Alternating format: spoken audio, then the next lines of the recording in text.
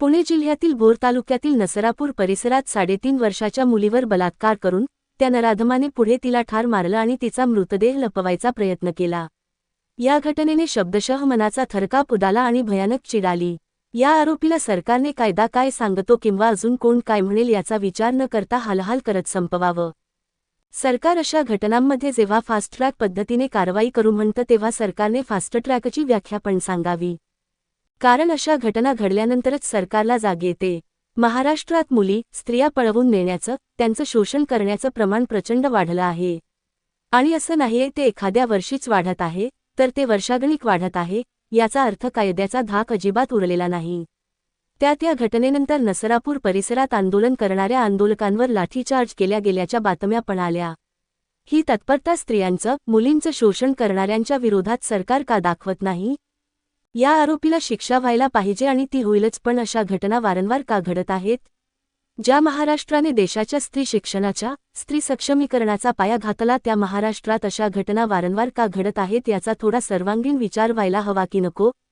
अशी घटना घडली की जनतेच्या मनातला रोष उमटतो, सरकार मग कुठलंही असो त्यांचा कोडगेपणा दिसून येतो। 2-4 दिवसांत हे सगळं विसरलं जातं, पण यावर काहीतरी मूलभूत विचार आणि कृती करावी लागेल। यावर आपण कधी बोलणार आहोत का? या सगळ्याकडे बघताना मला जे प्रकर्षाने जाणवतं ते म्हणजे महाराष्ट्राचं लक्ष आणि लक्ष विचलित झालं आहे आणि कोणाचाच कोणाला धाक उरलेला नाही। सत्ता मिळवणे, ती गाजवणे याचा एक भस्मासूर जो वरपासून खालपर्यंत धुमाकूळ घालायला लागला आहे त्याने महाराष्ट्र पूर्ण विस्कटायला लागला आहे। प्रत्येकाला या ना त्या मार्गाने सत्ता मिळवायची आहे आणि गाजवायची आहे। राजकारण्यांना, काही उद्योगपतींना सत्ता हवी आहे। हल्ली लेखकांना पण साहित्य संमेलनाच्या मार्फत सत्ता गाजवायचा मोह होतो। अगदी एशियाटेक सारख्या संस्थेत सुद्धा सत्तेची लढाई पेटते आणि एकूणच सत्तेच्यासाठी वाटेल ते याचं असं काही उदात्तीकरण होत आहे की हाच पुरुषार्थ वाटतो। जे वरती घडतं त्याचं प्रतिबिंब खाली उमटत असतं। अगदी दुबळा माणूस सुद्धा या सगळ्यात सैरभैर होऊन आपल्यापेक्षा दुबळ्यांचं शोषण करतो। याकडे पूर्वी मोठ्यांचं लक्ष असायचं, कोणीतरी कोणाचे तरी कान उपटायचे। राजकारण्यांना पत्रकारांचा धाक होता, समाजात प्रत्येकाकडे कोणाचं तरी कोणाकडे लक्ष असायचं, तेच हललं आहे। पूर्वी आपल्याकडे कोणीतरी बघतंय, उद्या काही केलं तर आपल्या घरच्यांची समाजात चिथू होईल ही भीती असायची, तीच आता नष्ट झाली आहे। हे गंभीर आहे। समाजात चांगल्या आणि वाईट दोन्ही प्रवृत्ती असतात। त्यातल्या वाईट प्रवृत्तींवर समाजाची, कायद्याची जी दहशत, नियंत्रण असायला हवं तेच नाहीच झालेलं दिसतंय।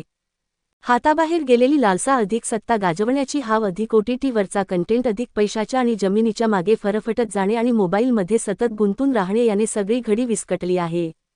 या आणि अशा घटनांनी महाराष्ट्र अधिक जखमी होत आहे याचं भान माध्यमं, राजकारणी आणि समाजांनी ठेवलं पाहिजे। मी नेहमी माझ्या भाषणात सांगतो की 1995 नंतर महाराष्ट्र आरपार बदलला। 1992 पासून जगाचे दरवाजे आपल्यासाठी उघडले गेले। उदारीकरणाचे वारे देशभर घुमू लागले, परंतु हे वारे आपण नीट समजूनच घेतले नाहीत। उदारीकरणाने प्रचंड फायदे झाले, पण जिथे आम्हाला लोकशाहीच समजली नाही तिथे उदारीकरण काय समजणार? उदारीकरणाने सगळी जुनी मूल्यव्यवस्था उद्ध्वस्त केली आणि नवी व्यवस्था इतकी व्यक्तिकेंद्रित आणि लालसा केंद्रित केली की जर आपण आजच यावर सर्वांगाने विचार केला नाही तर मात्र आपला वाली कोणीच नाही हे नक्की। मी, माझा पक्ष यात समाजाचा घटक आहोत।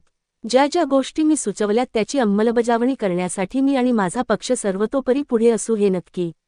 अशा घटना परत कधीच घडू नयेत आणि महाराष्ट्राचं विचलित झालेलं लक्ष आणि भरकटलेलं लक्ष पुन्हा ताळ्यावर आणण्यासाठी जे काही करावं लागेल ते सरकारने तातडीने करावं। राज ठाकरे।